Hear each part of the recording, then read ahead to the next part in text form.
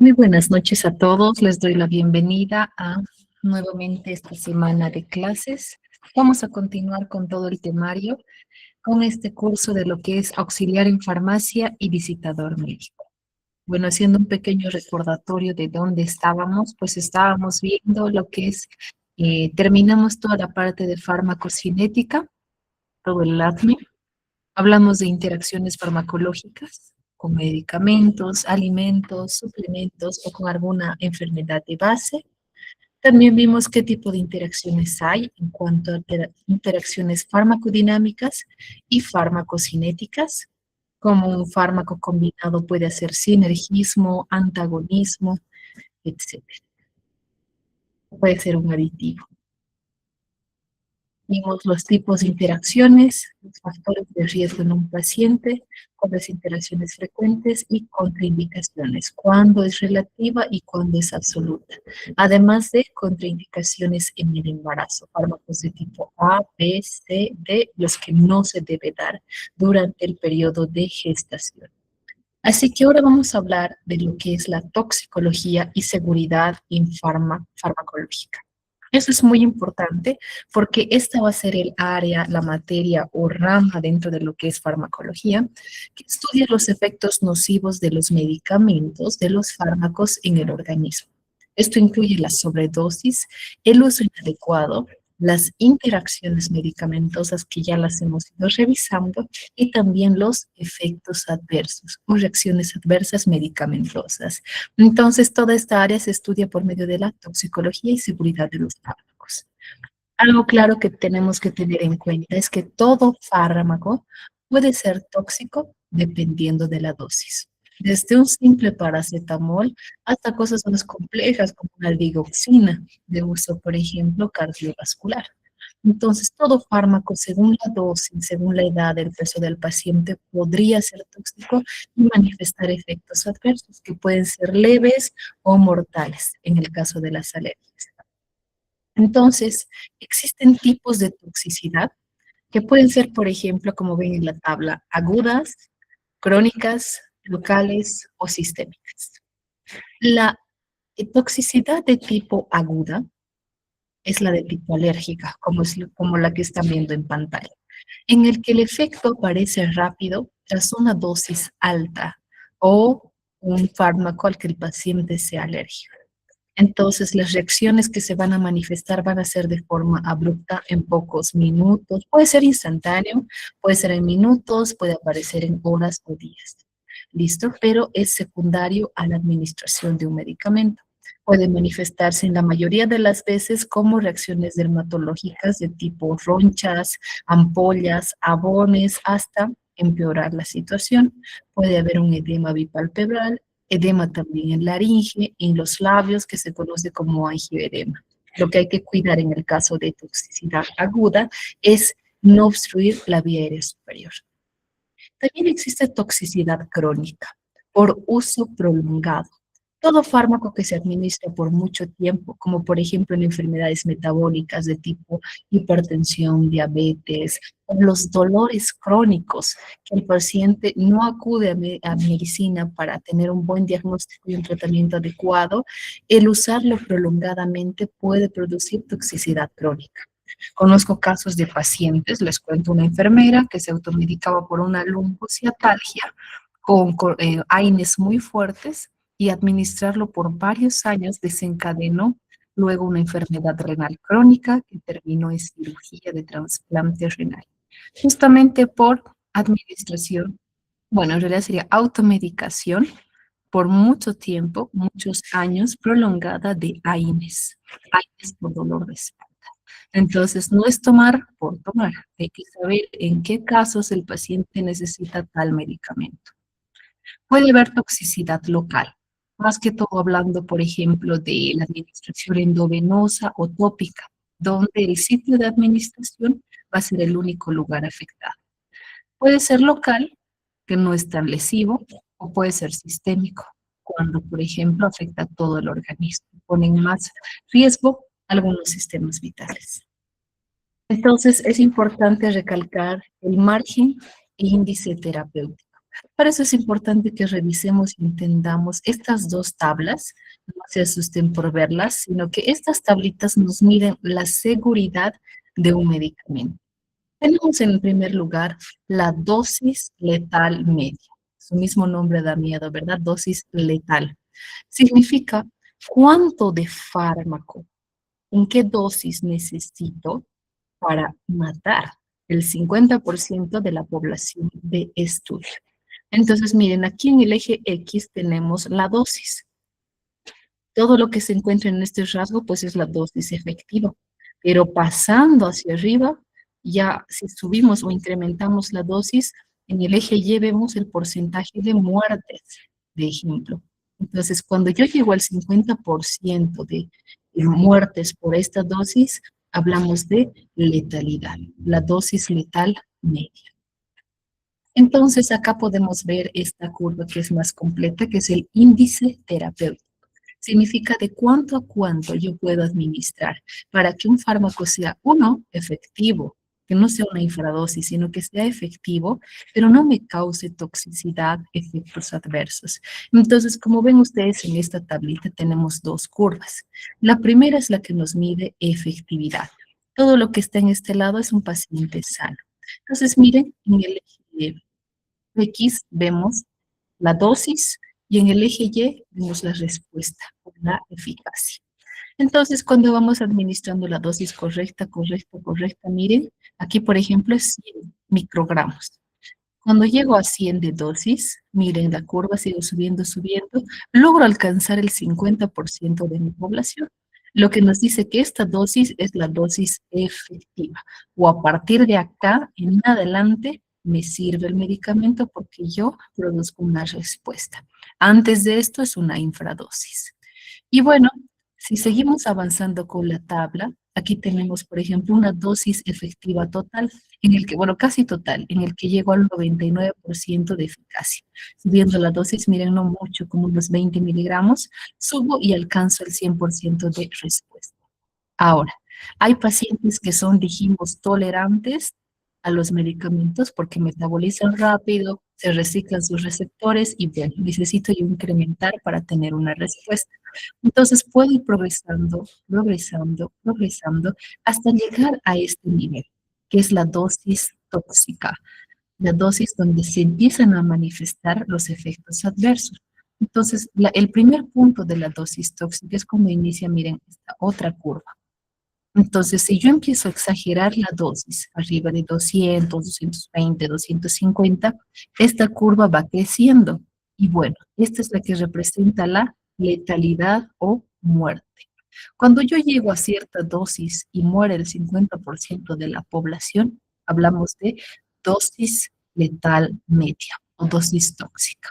Entonces, todo lo que se encuentra en este rango de dosis efectiva media y el inicio de la toxicidad es el índice terapéutico, como ven acá. Entre esta y esta curva nos dice el índice de lo que yo puedo tratar, pero es mejor mantenerse en esta otra línea que se encuentra acá, que es el margen de seguridad. Es mejor dar una dosis efectiva media y antes de que inicien los efectos adversos. Y bueno, he ahí la importancia de que el paciente enfermo acuda a consulta para tener la dosis adecuada según la enfermedad, según la edad, el sexo del paciente, su peso, etcétera, para no producir ningún tipo de efectos adversos. Entonces, creo que quedó claro esta imagen. Se olviden que si tienen dudas pueden escribir en el chat y al final vamos a irles respondiendo. Efectos adversos. Dijimos que además la toxicidad puede ser aguda, local, sistémica.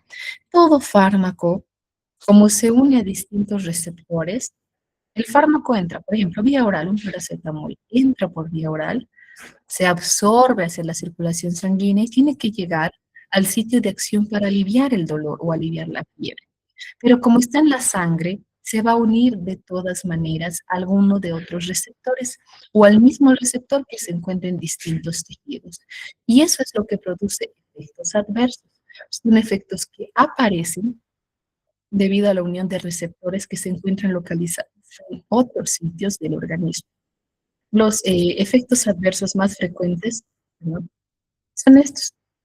Por ejemplo, cefaleas, puede haber dolor abdominal, diarrea o constipación, puede haber algunas erupciones cutáneas, mialgias, dolor de articulaciones, las típicas náuseas y vómitos, secreciones nasales. Eso es debido a la unión del fármaco con el receptor en otros lugares. Aunque pueden existir otro tipo de efectos adversos. Puse aquí RAM porque significa reacciones adversas medicamentosas. Pueden ser multiorgánicas y pueden ser graves como la anafilaxia, el angioedema, la hiperpirexia, lupus, alergias y fiebre. Y hay otras que se localizan más, por ejemplo, a nivel endocrino. Puede producir una tiroiditis, una alteración a nivel del cortisol, un síndrome de Cushing secundario.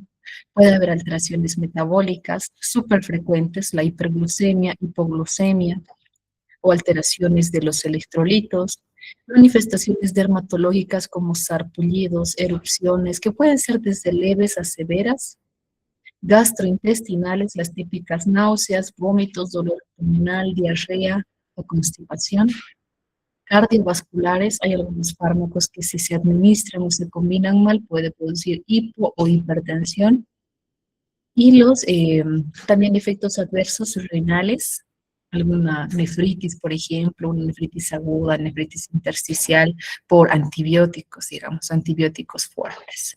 Urinarias también, respiratorias igual, hay fármacos que pueden desencadenar, por ejemplo, broncoespasmo. Broncodilatación es raro, pero broncoespasmo sí.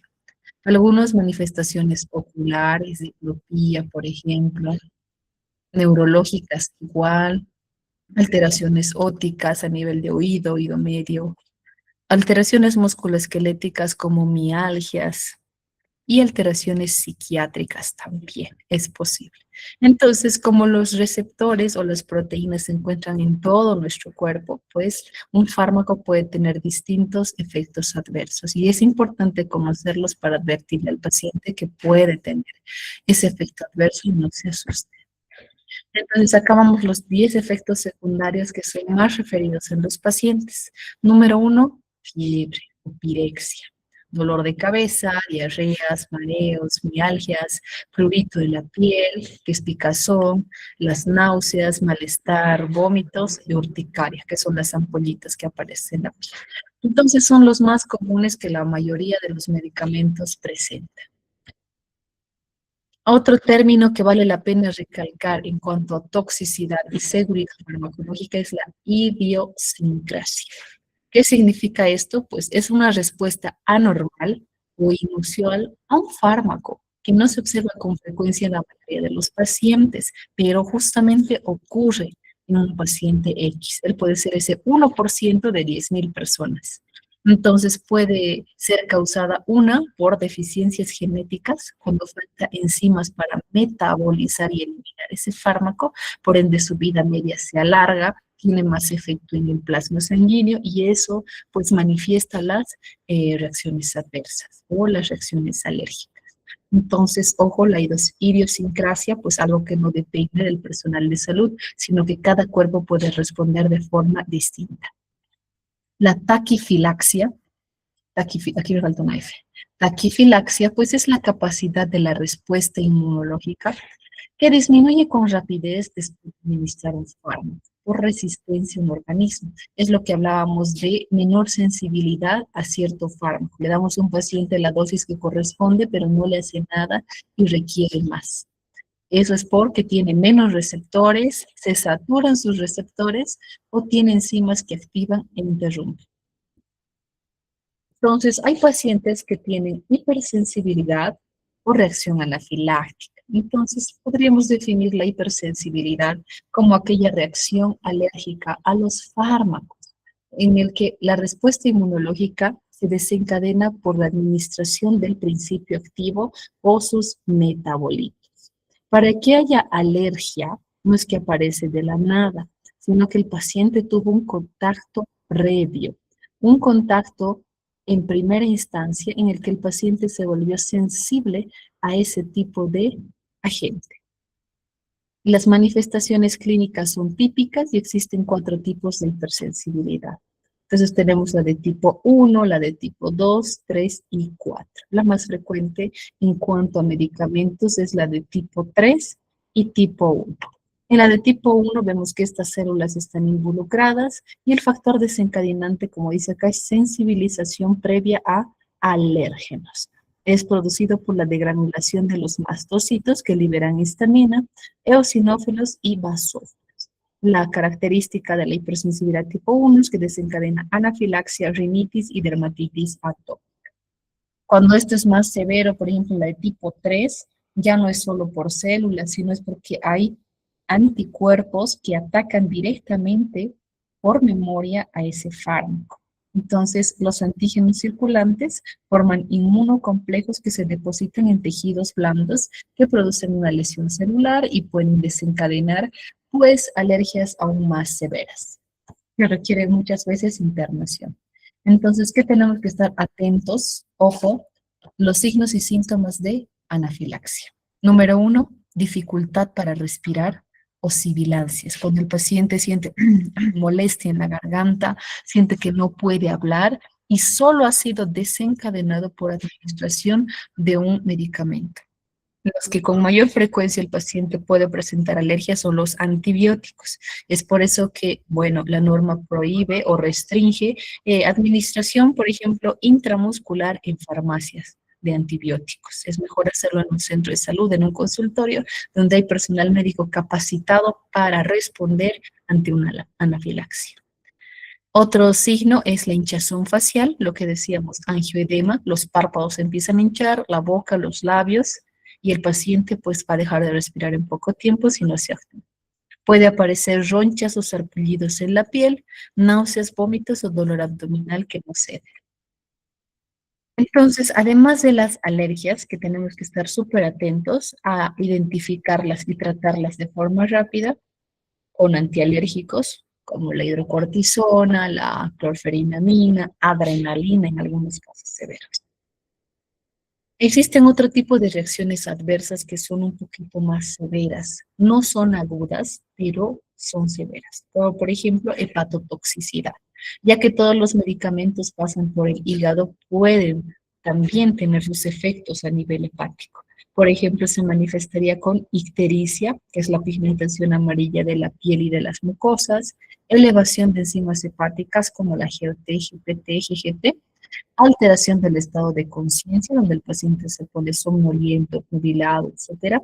Y los fármacos mayormente involucrados o que son hepatotóxicos son el paracetamol, el ketoprofeno, los anticonvulsivantes y los antibióticos a dosis muy altas o administración combinada con otro tipo de... Hay algunos fármacos que son nefrotóxicos. Los nefrotóxicos pues alteran el parénquima renal, los riñones. Nefro significa riñón. ¿Qué es lo que hace? Pues disminuye la filtración glomerular. Eso hace que se retenga creatina y se manifiesta como una insuficiencia renal aguda. ¿Qué fármacos están mayormente involucrados con daño renal? Los AINES, los famosos AINES, los antiinflamatorios no esteroideos como paracetamol. Bueno, más que todo nefrotóxicos tenemos al diclofenaco, por ejemplo. Diclofenaco en dosis muy altas, pues altera la filtración o el flujo sanguíneo renal.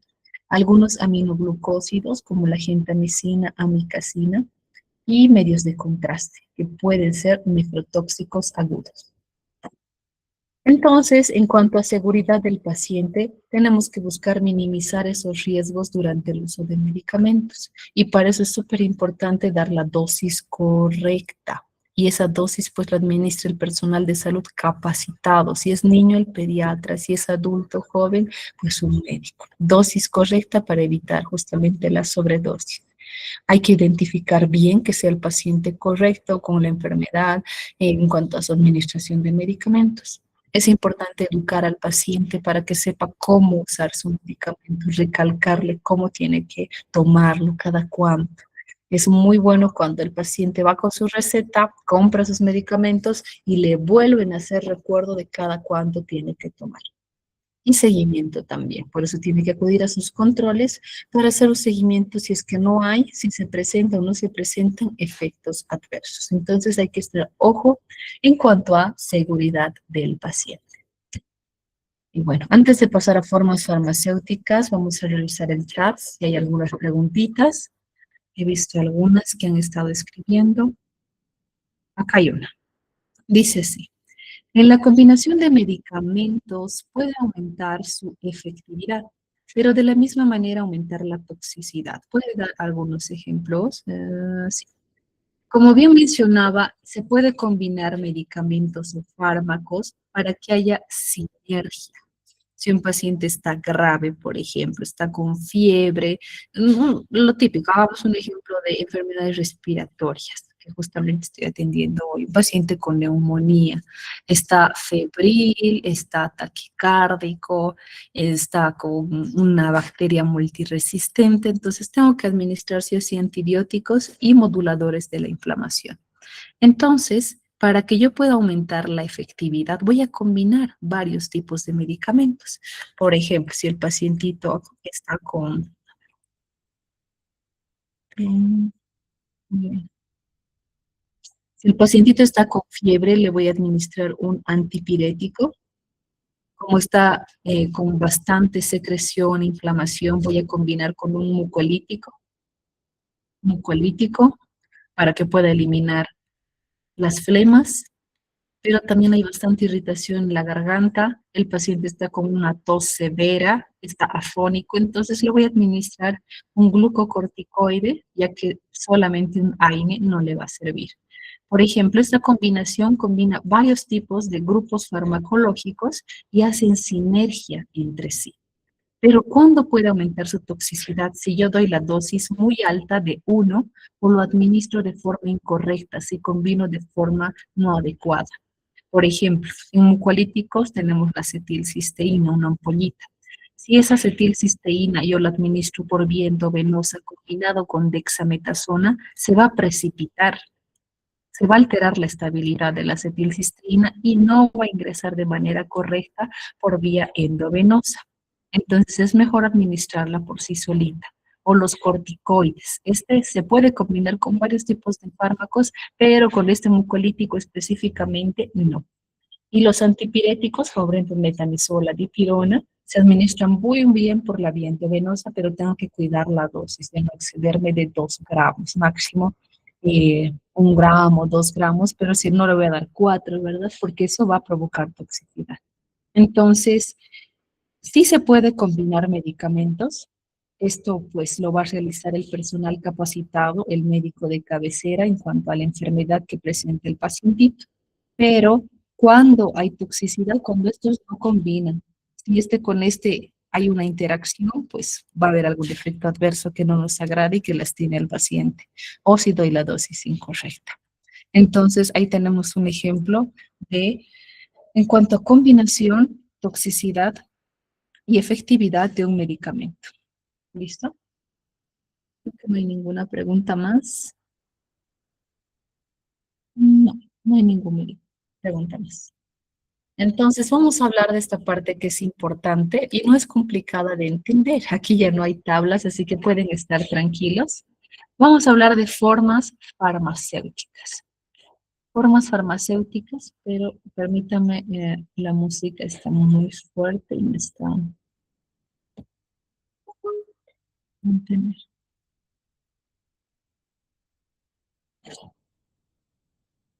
Ahora sí.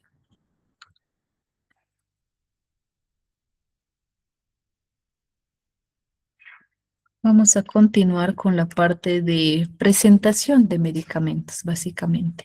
Sus formas de presentación y qué características tiene cada tipo de forma farmacéutica.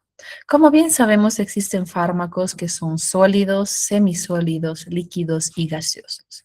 Ejemplos de formas farmacéuticas sólidas no están solo los comprimidos que tomamos, también están, por ejemplo, las cápsulas, las tabletas, los polvos que pueden administrarse por vía oral, algunos por vía endovenosa, sobres granulados y óvulos. Esos entran dentro de esta categoría.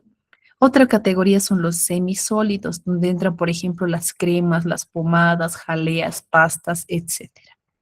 En líquidos, pues son los inyectables para administración intramuscular, endovenosa, algunos jarabes, emulsiones, suspensiones o gotas, como los colirios. También tenemos la forma farmacéutica gaseosa, por ejemplo, los inhaladores o aerosoles. Acá tenemos nuevamente qué tipos de grupos existen: sólidos, semisólidos, líquidos, gaseosos y una forma más que sería la vía tópica o transdérmica. Entonces, miren, acá tenemos ejemplos de formas farmacéuticas sólidas: comprimidos, tabletas, cápsulas, grajeas, cápsulas blandas, cápsulas duras, cápsulas gastroresistentes, los polvos, los granulados, también entre los supositorios, los óvulos, los liofilizados entran en esta categoría. Semisólidos, veíamos que son las cremas, los geles, las pomadas, los ungüentos y algunas cremas o pastas dérmicas. En líquidos tenemos inyectables, también soluciones, solución fisiológica, Ringer, de Ringer lactato, etcétera, algunas gotitas que se pueden administrar en los ojos, oídos, narices, jarabes también, suspensiones, emulsiones para niños, para el uso de pediatría, elixires, inyecciones o inyectables, enemas, lociones, tinturas, etcétera. Por vía gaseosa, los inhaladores, pero también gases medicinales como el oxígeno, el CO2, aerosoles también, espumas y nebulizadores. Por vía transdérmica tenemos aquellos parches de acción local, algunos films e implantes subdérmicos, por ejemplo. Utilizan otra vía. Es por eso que existe tanta variedad en cuanto a la presentación. Miren, acá tenemos las soluciones, acá tenemos jarabes, emulsiones. Estos son frascos viales que tienen presentación en polvo, los polvos liofilizados para inyectable. Acá tenemos las ampollas que contienen un líquido inyectable que normalmente son intramuscular y endovenoso. Acá vemos, por ejemplo, más frascos viales. Estas son gotitas o colirios, pueden ser oftálmicos, óticos, nasales. Esto entra en la presentación líquida. Acá tenemos los semilíquidos, cremas, pastosas, geles, etcétera. Y por este lado todo lo que es vía oral. Miren, tenemos comprimidos, comprimidos ranurados, existe, las cápsulas, las tabletas, los masticables, hay tabletas que son masticables, bucodispersables, otros que son en polvo, por ejemplo, lo pantoprazol de 40, que son polvos de gastroprotectores. Acá atrás vemos supositorios y un sinfín de presentaciones, ¿ok? Entonces son las formas farmacéuticas lo que le dan esa presentación al principio activo. Entonces, nuevamente, los sólidos, líquidos, semisólidos pueden ser estériles o no estériles. Los estériles obviamente van a ser para poder inyectarlos, como los polvos estériles para inyección. Los líquidos van a ser las soluciones parenterales que se administra por vía endovenosa. Algunas emulsiones también, estériles para los ojitos, por ejemplo, las gotas o los implantes, pellets hormonales estériles. Y los que no son estériles, pero sí son limpios, son todos los demás. Entonces, acá vemos algunos tipos de liberación. No todos los fármacos, estos que ven acá, lo administro, por ejemplo, los de vía oral, e inmediatamente actúan. Algunos tienen formas de liberación distintas. Ahí no, como lo que ven acá. Algunos son de liberación sostenida. ¿Qué quiere decir? Que yo lo administro y el principio activo se libera a una velocidad constante. Y eso hace que no fluctúen los niveles de plasma. Yo lo administro y bueno, la liberación sostenida va a mantener cierta velocidad y el volumen plasmático. Otros son los de liberación prolongada.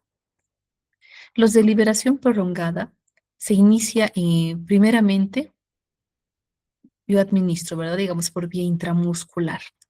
Y bueno, después se va a liberar de forma más lenta, pero no constante.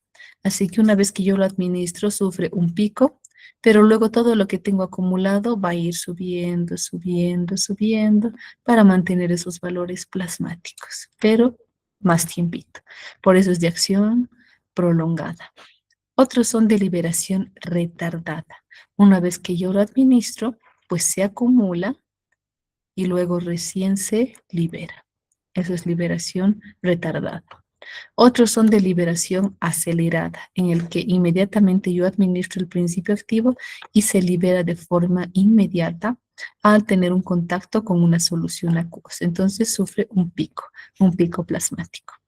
Y otros son de liberación pulsátil, en el que la liberación del principio activo se produce en secuencias. Primeramente una dosis y luego la otra y luego la otra. Entonces, para mantener esos valores plasmáticos. Haciendo énfasis en los tipos de presentación, empecemos primero con los sólidos no estériles de administración, por ejemplo, vía oral. Tenemos a los comprimidos, que vienen todas formas, colores, tamaños, algunos más difíciles de tragar que otros, pero en fin, comprimidos. Podríamos definirlo como aquellas preparaciones sólidas en el que puede tener uno o más principios activos, en el que se unen estas partículas más los excipientes por compresión. Por eso se llama comprimido, porque agarro las moléculas del principio activo más los excipientes y las condenso para formar esta tableta o este comprimido. Entonces, estos pueden ingerirse enteros, partidos, masticados. De preferencia tienen que ser enteros, pero obviamente en niños pequeños o personas que tienen dificultad para tragar, pueden partirlo en la mitad. Entonces, una vez que uno lo ingiere, pues se va a absorber a nivel intestinal o algunos a nivel gástrico.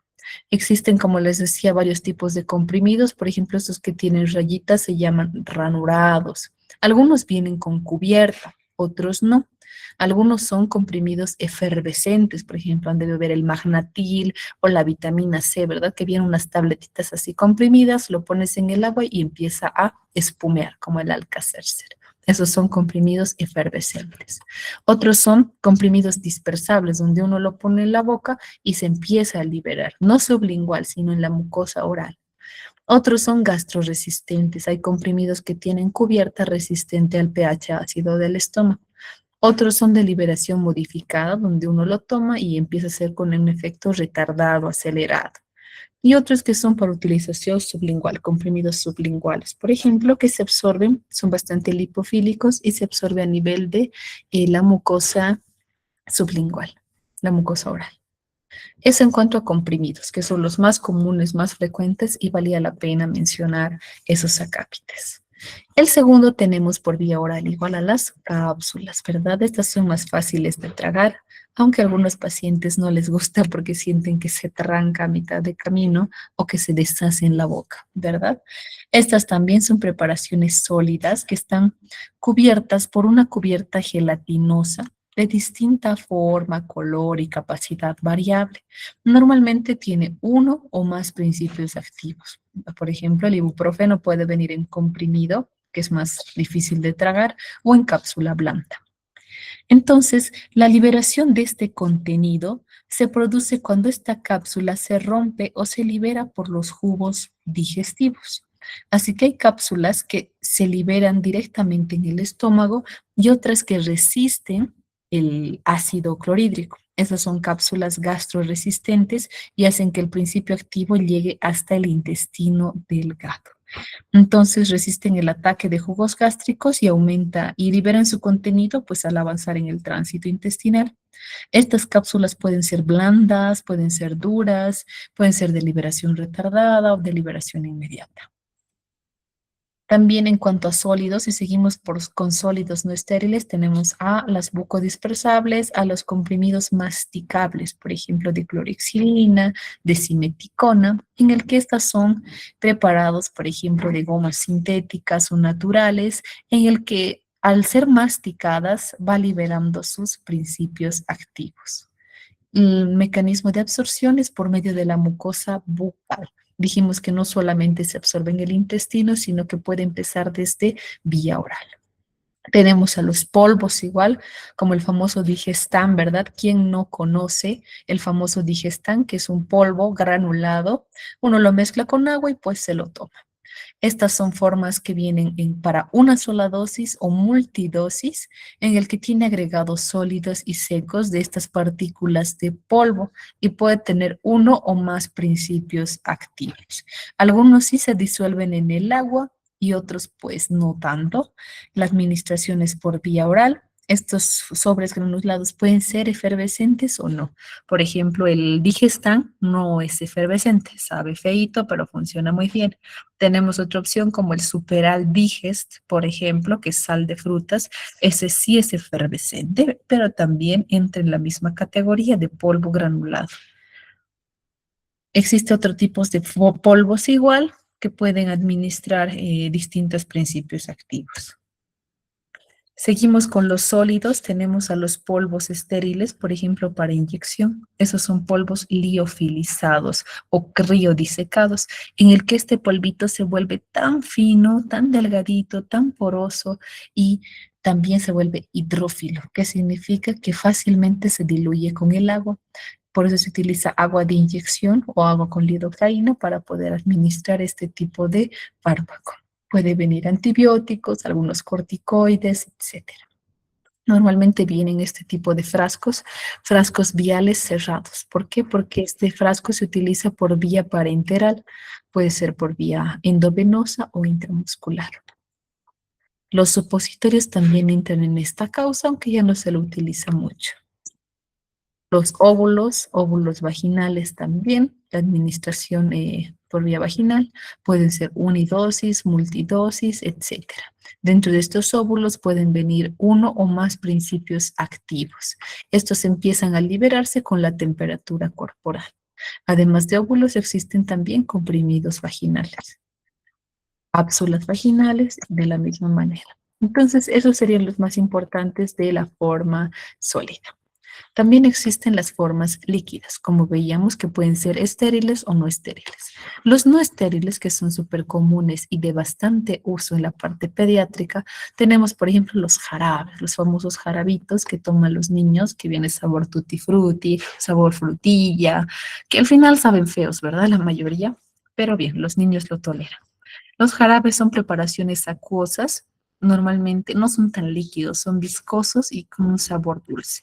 Entre mejor sea el sabor del jarabe, mayor tolerancia y administración del niño. Para poder administrar cada dosis tiene que tener algún medidor o un dispositivo que permita medir ese volumen. Normalmente viene una cuchara o una jeringa, ¿verdad? Sin punta o un vasito que permita medir volúmenes de 5 ml, 10, 15 o 7.5. Entonces tenemos esa primera presentación. Otra tenemos igual las gotitas orales, por ejemplo, antitérmicos como el paracetamol, el metamizol que viene en gotitas. La administración pues de estas preparaciones se utiliza por medio de un dispositivo que permite liberar gota a gota el principio activo, el medicamento que se encuentra en su envase. Y algunos son también emulsiones o soluciones orales, en el que, bueno, el paciente muchas veces tiene que mezclar con agüita, con agua hervida fría, para poder diluir justamente esa emulsión y poder administrarlo. Normalmente son similares a esta, vienen en botellas multidosis o en ampollitas, en el que con su dispositivo medidor, digamos una cucharada o el vasito, lo van administrando al niño. Otro tipo de formas líquidas no estériles de acción tópica, por ejemplo, entre los shampoos, las espumas, las lociones capilares o lociones corporales para administración, por ejemplo, dermatológica. En líquidos tenemos también las gotas, como dijimos, gotas que pueden ser oftálmicas, óticas o gotitas nasales. También líquidos para lavado nasal, para enemas, espumas rectales. Y por vía gaseosa tenemos a lo que son, por ejemplo, dijimos el oxígeno, CO2, los aerosoles, bastante utilizados en pacientes con broncoespasmo, patologías crónicas como el asma, que contienen dispersiones y se controla por medio de los puffs. Pues cada liberación de presión hace que el fármaco, el principio activo que se encuentra aquí, llegue hasta vía aérea inferior, hasta los alvéolos por medio de un agente impulsor. Los nebulizadores, en el que se administra un medicamento acompañado de solución fisiológica y oxígeno para que pueda ser inhalado. Este ingresa por medio de una corriente de aire. Entonces, un pequeño resumen de formas farmacéuticas. Tenemos, por ejemplo, de los sólidos. Los sólidos pueden ser por vía de administración oral, parenteral, cutánea. Por ejemplo, en oral dijimos los comprimidos, las cápsulas, los polvos liofilizados. Los sólidos parenterales serían las preparaciones inyectables, como la famosa penicilina, el terbosilforte,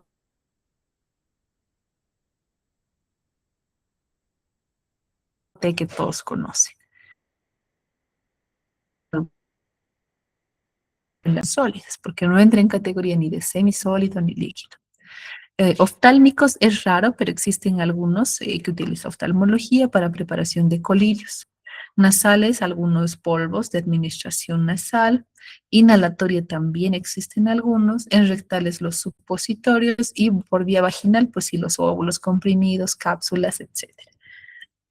De los semisólidos tenemos, por ejemplo, a la más común, que son cutáneas, las pomadas, los cremas, los geles, que pueden ser con antiinflamatorios, cremitas para algunos eczemas, lesiones tópicas, pueden venir en pastas, en apósitos o adhesivos también medicamentosos.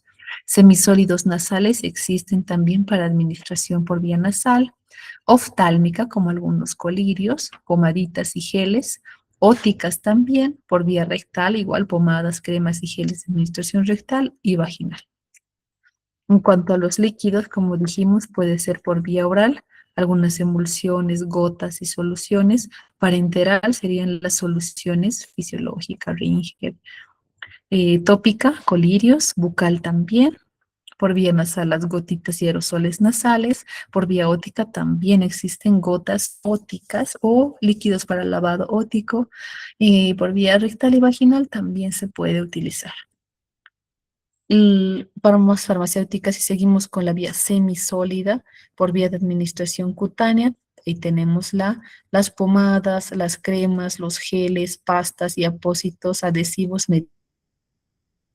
En ellas sí, hay mucha diferencia porque la crema versus un gel tiene distinta un tipo de absorción. No es que varíe la absorción del principio activo, sino que el efecto en la piel. Entonces, antes de pasar a los grupos farmacológicos, pasar rápido, y vamos a ver si hay algunas preguntitas en el chat en cuanto a terapéuticas. Dice Adalid, ¿el efecto de una amoxicilina en cápsula es diferente al de un comprimido? La amoxicilina no existe en presentación en cápsula. Hay algunos principios activos que sí se pueden colocar o sí se pueden elaborar en cápsulas.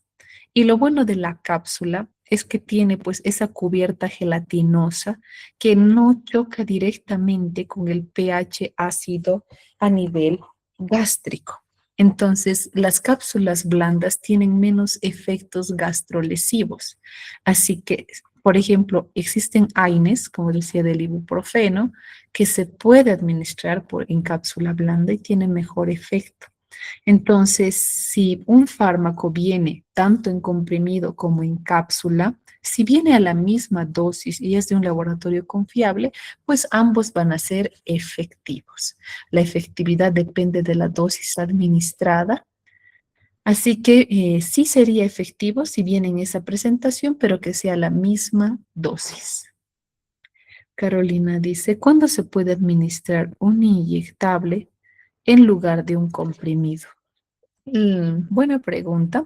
Cuando hablamos de formas farmacéuticas, la vía oral tarda en hacer efecto, no es inmediato. Hay que esperar media hora, una hora y media, dos, puede tardar hasta 3 horas en hacer su efecto. ¿Ok? Tiene que administrarse, tiene que llegar al intestino, al estómago, entrar en la circulación sanguínea, irse al hígado, metabolizarse y recién va a llegar al tejido diana. Entonces demora más. La vía oral se utiliza en pacientes que no están graves, que no tienen patología aguda. Cuando utilizo yo, por ejemplo, la vía parenteral, endovenosa o intramuscular, cuando el paciente está pues con un umbral de dolor alto, cuando el paciente está con una patología aguda que requiere acción inmediata o la tolerancia, el umbral de dolor está alto, el paciente está grave. Si el paciente está grave, no voy a esperar esa hora o 2 horas a que el medicamento llegue al sitio de acción. Utilizo directamente la vía parenteral, un inyectable. Entonces, ¿de qué va a depender? De la gravedad del caso. También dice, para pediátricos es difícil poder hacer deglutir los comprimidos. ¿Con qué líquido sería la mejor opción? Bueno, sí, es complicado que los niños puedan tragar los comprimidos y hasta para adultos es difícil, en pediátricos es más complicado.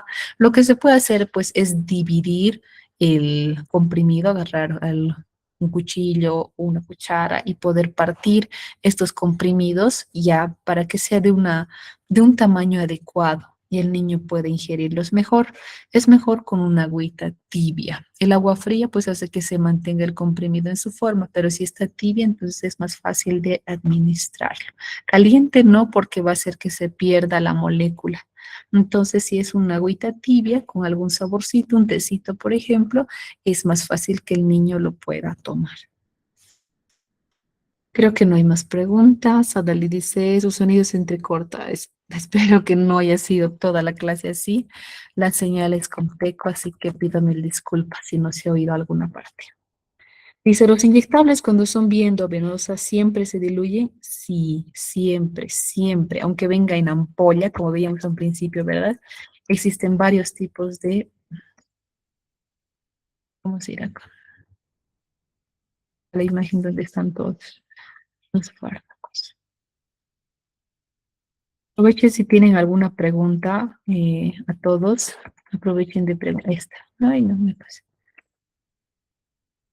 Ya está. Los inyectables, como estas ampollitas que ves en este lado, dexametasona, metamisol, omeprazol, etcétera. Todas estas ampollitas, la mayoría dice IMEB. ¿Qué significa? Puedo administrar por vía intramuscular o endovenosa. Cuando yo aplico una ampolla por vía endovenosa, jamás puedo ponerla por sí solita. ¿Por qué? Porque esta ampolla tiene un pH y ese pH puede ser muy ácido o muy alcalino. Pocos se encuentran en el rango de 7.35. Entonces, si yo administro directamente en bolo sin diluir en la vena, voy a producir una flebitis química. Va a entrar, por ejemplo, supongamos esta ampolla de metamisol, tiene 12 ml y yo le empiezo a administrar sin diluirlo, esa vena no va a resistir y va a reventar. Y si el paciente está grave y no tiene más venas, pues vas a sufrir, hacerle pinchar, pincharle varias veces al paciente y va a seguir grave.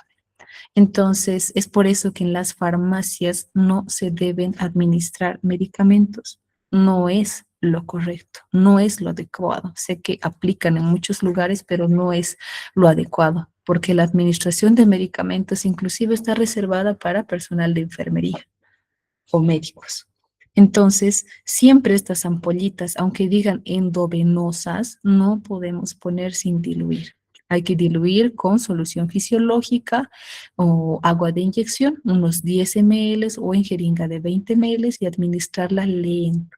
Cuando administramos la ampollita solita en bolo, digamos, cargo esta ampolla, lo lleno con solución fisiológica, una jeringuita de 20, lo administro lento. Siempre las ampollitas endovenosas se administra en más de 2 minutos, 2, 3, 5, hasta 10 minutos. ¿Para qué? Para que no haya flebitis química y también si yo administro muy rápido, aunque esté diluido, puedo tener efectos adversos inmediatos. Por ejemplo, el metamisol que se utiliza para la fiebre. Si yo lo paso muy rápido, puede desencadenar hipotensión y el paciente se puede desmayar. ¿Por qué? Porque la presión se le bajó por administrar muy rápido. Entonces, ojo, siempre se diluyen En algunos casos, si el paciente está más severo, por ejemplo, vamos a optar por un suero, ponerle en un suero los medicamentos y que vaya entrando de a poquito, gota a gota, no sé, en 1 hora, 2, 3, 4, según la gravedad del paciente. ¿Listo? Y para la vía intramuscular, por ejemplo, existen los polvos, ¿verdad? Sí, liofilizados, digamos el Triapen, la penicilina. Quiero combinar con la Dexa. Hay que saber cómo administrar, cómo preparar este tipo de polvo, en qué sitio del glúteo tengo que administrar, porque hay muchos efectos adversos secundarios al sitio de aplicación. Si pinchas muy arriba, muy abajo, la técnica correcta para no lesionar, por ejemplo, el nervio ciático o administrar, lo peor sería el medicamento en un vaso sanguíneo. Ya ha pasado. En 2024 vi un caso de una paciente que le inyectaron ceftriaxona en un vaso sanguíneo y terminó en una necrosis y amputación de la pierna por administrarle un antibiótico en una farmacia X. Entonces, ojo, ojo, no se administran fármacos en farmacias. Nosotros nos encargamos con este curso de administrar, de venderle al paciente, de prescribir esa medicación, el medicamento adecuado, correcto al paciente. Entonces, ¿qué más dice? Vale, dice, ¿es más efectivo los inyectables o los comprimidos? La respuesta es depende del caso. Si el paciente tiene un dolor leve o moderado, pues es suficiente un comprimido que le haga su efecto a la hora, a la media hora. Pero si el paciente está grave o no quiero que se complique, o según la revisión después de la consulta veo que realmente es severo, prefiero la vía inyectable, sea intramuscular, subcutánea o intravenosa. Ambos tienen efectividad, pero cada uno toma diferente tiempo.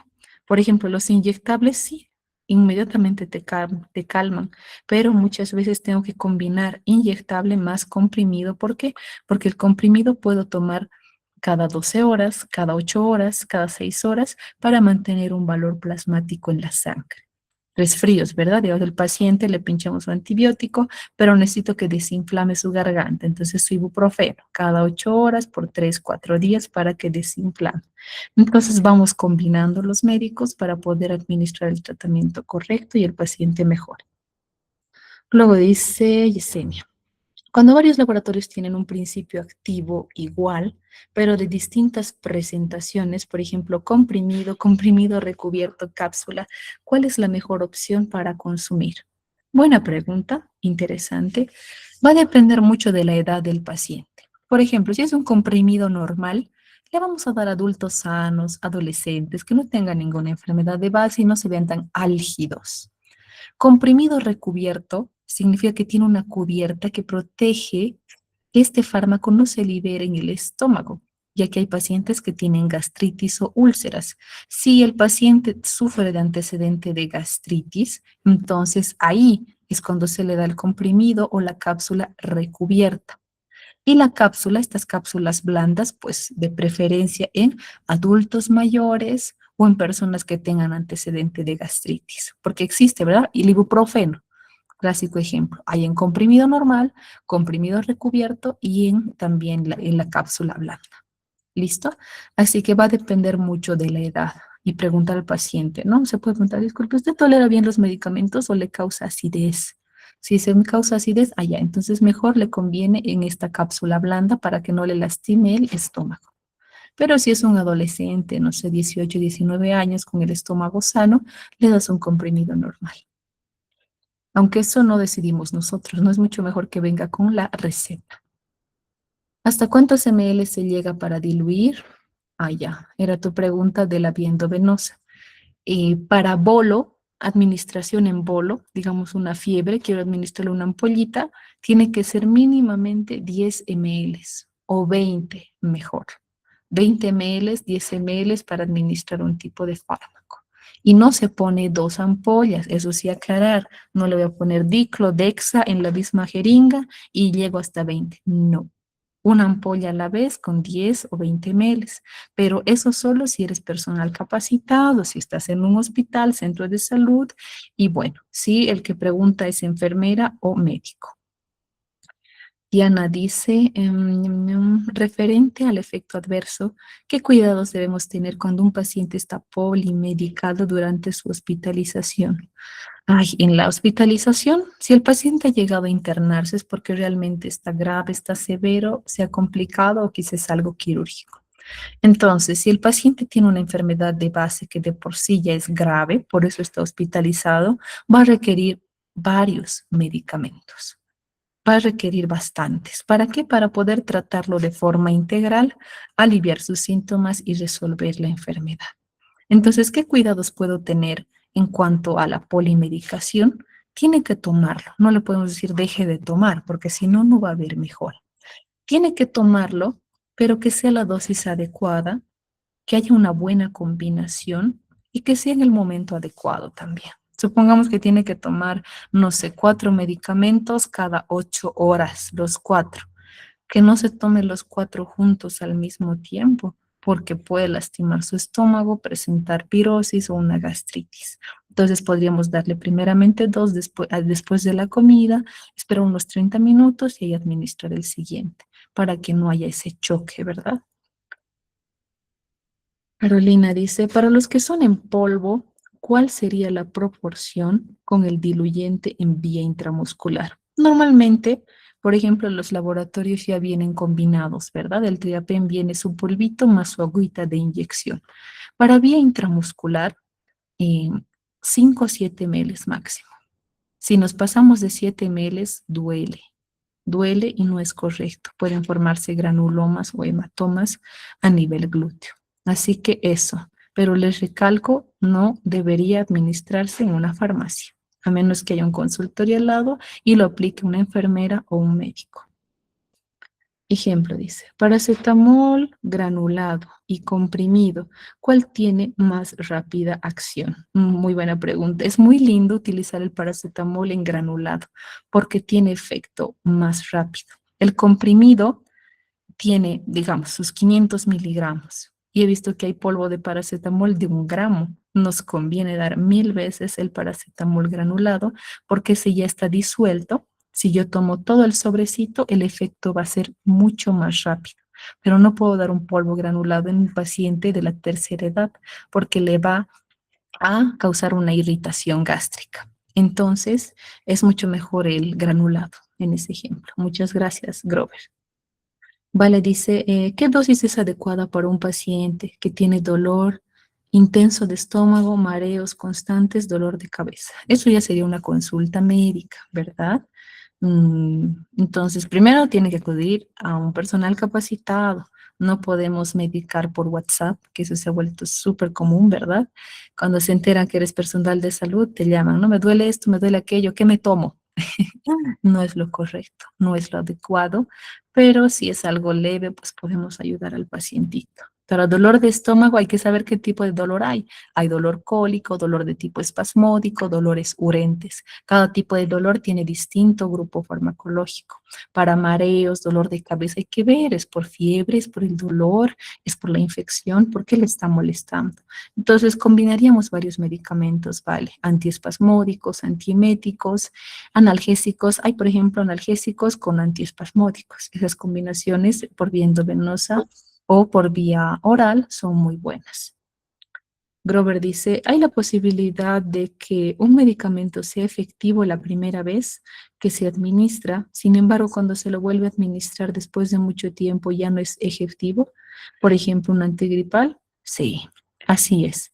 ¿Recuerdas que hablamos de taquifilaxia y la idiosincrasia? Un antigripal, digamos, este amarillito que ves aquí. No vamos a hacer mala propaganda, pero como ejemplo, antigripal de leche. La primera vez tomaste, te sentó bien para tu resfriado.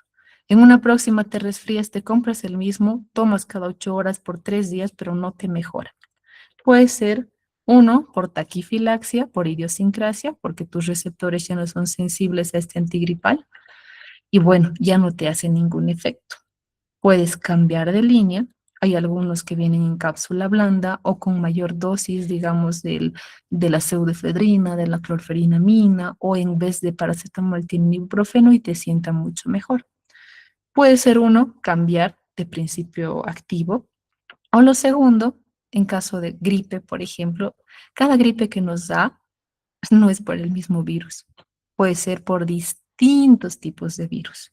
El rinovirus con el que te enfermaste hoy va a ser mutado la próxima que te enfermes, porque los virus mutan entre una persona y otra, aunque tú le contagies, digamos, a tu hermano ya no va a tener el mismo virus que tú, porque cuando entre a su sistema, al replicarse, es por eso que no existe una, digamos, una vacuna para que jamás de los jamases nadie se resfríe, porque existen varios tipos de virus, rinovirus, adenovirus, metaneumovirus, coronavirus, flavovirus, un montón de virus que cada que ingresan a un organismo pues van mutando y es por eso que en algunos pacientes responden rápido y en otros no. O qué tal si te sobreinfectas con una bacteria y requieres antibiótico para poder recuperarte. Entonces, ojo con esa parte en cuanto a la gripe. Muy buena, interesante tu pregunta. Grover Fernando dice, ¿hay alguna tabla de fácil entender sobre cómo tomar medicación antes o después de comer? ¿Diferencia entre analgésicos, antibióticos y otros? Claro que sí, la administración de los medicamentos, la administración de los fármacos, algunos sí combinan bien con alimentos. Cuando, digamos, la persona desayuna, almuerza, cena, lo administro después. ¿Por qué? Porque va a haber una buena acidez. Si hay bastante acidez en el contenido gástrico, entonces este comprimido se va a liberar más rápido. Y si este principio activo, digamos, es un antibiótico y es fuerte, si yo lo administro después de comer, entonces no va a lastimar el estómago. Sin embargo, hay otros principios activos que son sensibles a la acidez y aunque tengan sus excipientes, sus cubiertas, no se absorbe de manera adecuada si el pH es ácido. Entonces, es ahí que se receta lejos de las comidas o en ayunas o a tal hora. ¿Ok? Entonces, sí hay diferencia tanto en antiinflamatorios, en antibióticos, etcétera. Voy a buscártelo, Grover, para mañana una tabla. Espero encontrarla y si no la voy a elaborar sobre qué fármacos se administran antes o después de comer. Dice, ¿qué antibióticos son recomendables para tomar después de almuerzo con estómago lleno? La mayoría. Más bien son pocos los que son en ayunas. Por ejemplo, las tetraciclinas. Tetraciclina, doxiciclina, todas las ciclinas chocan por sus moléculas por su principio activo, se unen a ciertos alimentos, como por ejemplo la leche, los lácteos, el huevo, y si tú consumes con, digamos, una tetraciclina y tomaste en tu desayuno jugo de banana con leche, la leche se va a unir a la tetraciclina y no se va a poder absorber. Entonces, todas las ciclinas no se deberían tomar cerca a las comidas, sino más bien entre comidas. No en ayunas tampoco. Ayunas es me despierto y lo tomo. Ahí tampoco, sino entre comidas. Después, el resto, la mayoría de los antibióticos se administran después de la comida. ¿Por qué? Porque son moléculas grandes, moléculas irritativas que pueden lesionar el estómago. Grover Rubén dice, de una prescripción médica, ¿es posible reemplazar un fármaco con otro similar? Si es posible, ¿qué cuidado se debe tener? En lo posible, bueno, en otros países de primer mundo, Estados Unidos, Europa, no se puede cambiar. Las reglas para una farmacia son bastante estrictas y muchos pacientes no pueden comprar otro tipo de fármacos sin prescripción médica. Entonces, en el exterior las regulaciones están actualizadas, son bastante controladas y no se puede cambiar. Ahora, acá en nuestro medio, la venta de fármacos es pues de venta libre. Un paciente no siempre tiene que ir al médico para comprarse un medicamento. Esto puede aliviar el síntoma, pero no trata la enfermedad, no resuelve el problema de base. Así que en cuanto a reemplazar un fármaco por otro similar, por ejemplo, digamos, el paciente está con gripe y el doctor le dio solo paracetamol y digamos que ha visto infección, ¿verdad? O ibuprofeno, le dio ibuprofeno y bueno, un antibiótico porque ya ha visto placas, pústulas, flemas verdes, todo lo demás. Si solo le ha dado ibuprofeno y su antibiótico, pues el paciente aún va a tener su fiebrecita, sus mocos, su malestar. Le podríamos decir, tengo ibuprofeno que viene combinado con clorferinamina, con difenidramina. No he cambiado el principio activo, pero sí estaríamos agregando, por ejemplo, un antihistamínico, un anticongestionante nasal para que se sienta mejor en cuanto a su fiebre. Entonces, cambiarlo por otro, no es lo recomendable, pero sí puedes buscar porque los laboratorios preparan, ¿verdad? 2, 3, 4 principios activos que tienen mayor eficacia. Entonces, por ejemplo, si solo es diclofenaco y te viene una presentación con diclofenaco más un miorrelajante, pues le puedes sentar mejor.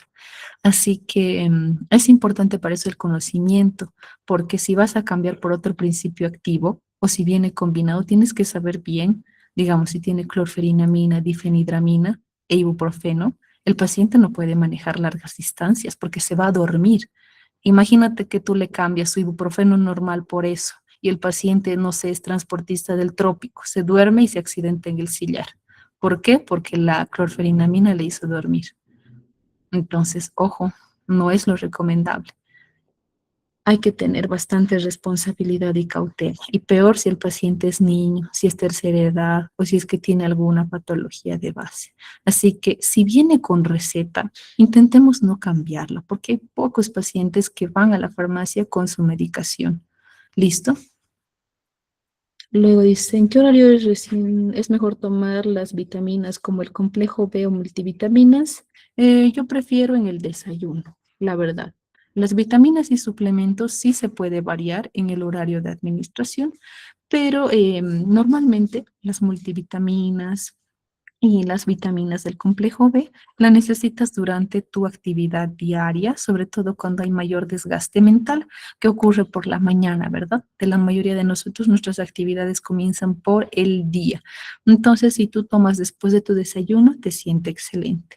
Hay otro tipo de suplementos, por ejemplo, que es para dormir mejor, para relajarte, esos dan mejor en la noche, ¿no? Para que puedas dormir y descansar tranquilo.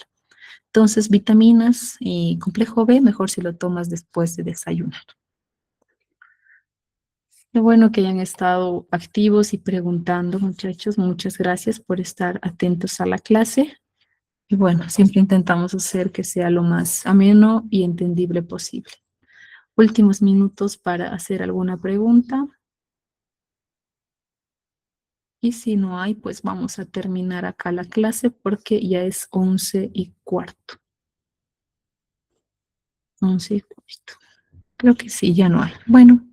El día de mañana ya empezamos con grupos farmacológicos. Vamos a ver el tema de antibióticos, resistencia bacteriana, y eso es algo muy interesante porque la resistencia bacteriana está en aumento y voy a explicarles un poquito de los mecanismos en el que las bacterias se defienden ahora de las moléculas antibióticas. ¿Listo? Así que, bueno, vamos a cortar la grabación. Que tengan un buen descanso todos.